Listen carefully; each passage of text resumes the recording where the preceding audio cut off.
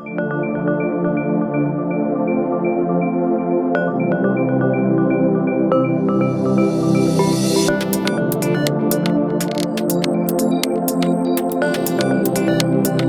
the flagship program Dolphin Desk, our school aims to create an interactive and inspiring platform for students in which they can learn from experts from different fields through face-to-face conversation. The main initiative of this platform is to share success stories, experiences and develop confidence among students. These sessions will help students to develop leadership qualities and encourage them to do hard work. Dolphin Desk is not just a platform for interaction, but it's a platform for inspiring students to dream big and work hard.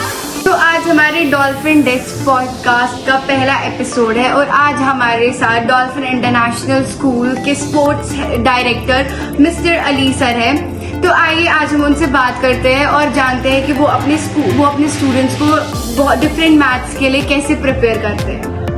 Okay, सबसे पहले मैं शुक्रिया अदा करूंगा dolphin desk podcast का कि जिन्होंने मुझे मदऊ किया है यहाँ पे।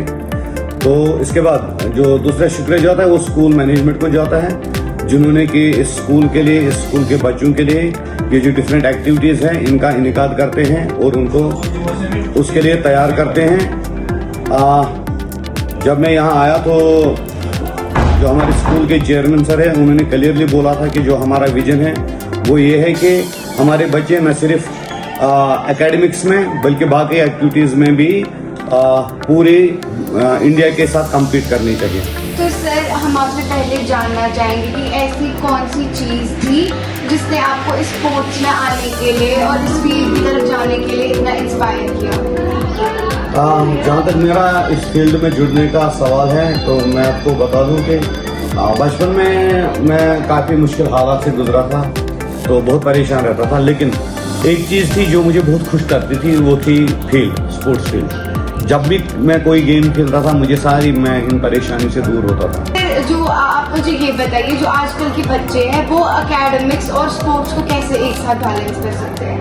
देखिए, अगर आप देखेंगे एजुकेशन फील्ड में जो बहुत बड़े एजुकेशनिस्ट गुजरे हैं उन्होंने बोला है कि हर एक 45 मिनट्स की क्लास के बाद एक 5 मिनट या 10 मिनट का स्पोर्ट्स क्लास ज़रूरी होना चाहिए कि मजबूत रहेगा।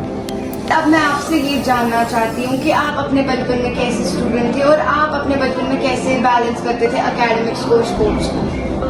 एक्चुअल में अगर देखा जाए हमारे बचपन में उतने ज़्यादा मौके नहीं थे, खेल कूद की तरफ उतना ज़्यादा ये नहीं दिया जाता था क्योंकि पढ़ाई का ये था। और साथ में उन दिनों आप ये भी मान सकते हैं कि इतने पैसे भी नहीं हुआ करते थे, तो कभी कभी हमें काम, पढ़ाई और खेलना सब कुछ मैनेज करना पड़ता था। बट अल्हम्दुलिल्लाह हम स्पोर्ट से ही सीखे कि आपको अपनी हार को जीत में कैसे बदलना है।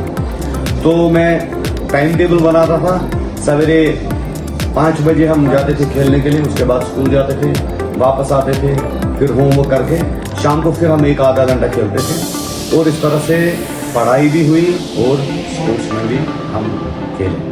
तो ये बताइए, जो स्पोर्ट्स है उसमें कितनी डेवलपमेंट अभी तक आ चुकी है और आगे आ सकती है? स्पोर्ट्स में डेवलपमेंट तो बहुत हुई है और अगर आप देखेंगे अभी स्पोर्ट्स खाली खेल कूद रिक्रिएशन तक नहीं है। ये एक आप मान लीजिए सबसे बड़ा अर्निंग प्रोफेशन है। जो प्रोफेशनल प्लेयर्स है मुझे लगता है दुनिया में सबसे ज़्यादा वही कमाते हैं। लेकिन इससे भी जो बड़ी बात है, अगर हम देखते हैं आज के माशरे में मोस्ट ऑफ द जो टीनेजर्स है, खासकर किसी में भी पढ़ाई की वजह से, किसी वजह से एंजाइटी की दवाई उनको बहुत खानी पड़ती है। लेकिन जब हम स्पोर्ट्स को देखते हैं यही चीज़ है जो उनको उन चीज़ों से दूर रखती है। अब हम इस पॉडकास्ट को थोड़ा इंटरेस्टिंग बनाते हैं। अब हम आपसे कुछ क्वेश्चंस पूछते हैं और आपको 1 वर्ड में आंसर देना है, बट बहुत फास्ट। सो क्रिकेट और फुटबॉल? फुटबॉल। डिसिप्लिन और टैलेंट? डिसिप्लिन। मॉर्निंग वर्कआउट और evening workout? Morning. Favourite sport? Football. Favourite athlete?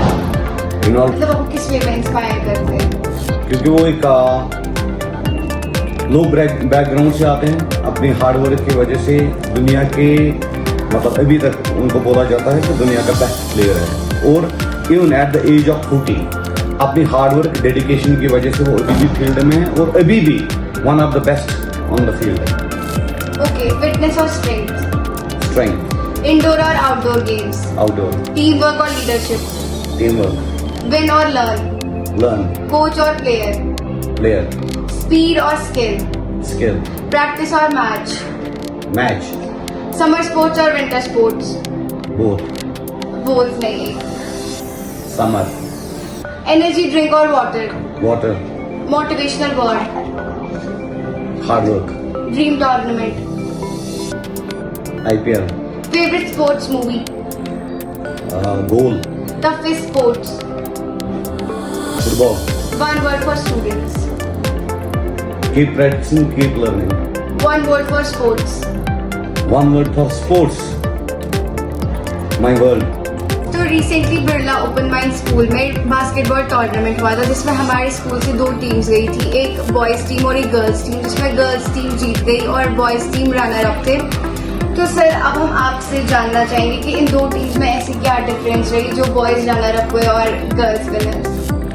इनके खाली एक ही डिफरेंस था, वो था इनका माइंडसेट। गर्ल्स, उनको पता था कि हमारे आगे टॉप टीम में, जैसा वहाँ पे कैप्टन ने इंटरव्यू में भी बोला था कि हमारा मैच एक टफ टीम से है, बट हम प्रिपेयर हैं और हम अपना 100% देंगे और लेट्स सी व्हाट हैपेंस। और उन्होंने इतना आउटस्टैंडिंग खेला कि मतलब हर कोई वहाँ पे उनकी दाद देने लगा। जबकि लड़के उनसे ज़्यादा टैलेंटेड हैं, उनसे ज़्यादा अच्छे खेलते हैं, लेकिन उनके जहन में डर बैठ गया था कि we may be not be able to defeat them, हम शायद उनको नहीं हरा पाएंगे, जिसकी वजह से उनकी जो डिसीजन मेकिंग थी उसमें थोड़ा रुकावट आ गई और वो प्रॉपर डिसीजन प्रॉपर टाइम पे नहीं ले पाए, जिसकी वजह से वो रन आउट पाए। जो हमारे ऑडियंस है, स्टूडेंट्स, पेरेंट्स, उनके लिए आप क्या मैसेज देना चाहते हैं? मेरा सबसे पहले स्टूडेंट्स से ये मशवरा है कि जो भी आपका फ्री टाइम है, स्क्रीन टाइम कम करके आप फील्ड में जाइए। इससे आपको बहुत फ़ायदा होगा पढ़ाई में भी और आपकी जिस्मानी नशोनुमा में भी, और आपकी डिसीजन मेकिंग भी अच्छी हो जाएगी और आप एंजाइटी से भी बचेंगे। और पेरेंट्स से मेरी हाथ जोड़ के ये गुजारिश है कि अपने बच्चों और बच्चियों को कमरों के बजाय फील्ड में लाइए, क्योंकि आप देखिए यूरोप में अभी बोल रहे हैं कि हॉस्पिटल कम करके अगर हम फील्ड बनाएंगे तो वो ज़्यादा सेहतमंद है और उससे बीमारियां कम होंगी।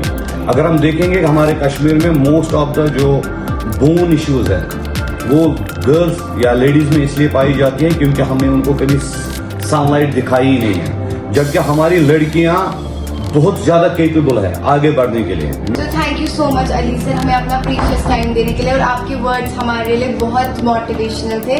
तो once again thank you so much. ऐसे और पॉडकास्ट और इंस्पिरेशनल टॉक्स के लिए स्टे ट्यून्ड।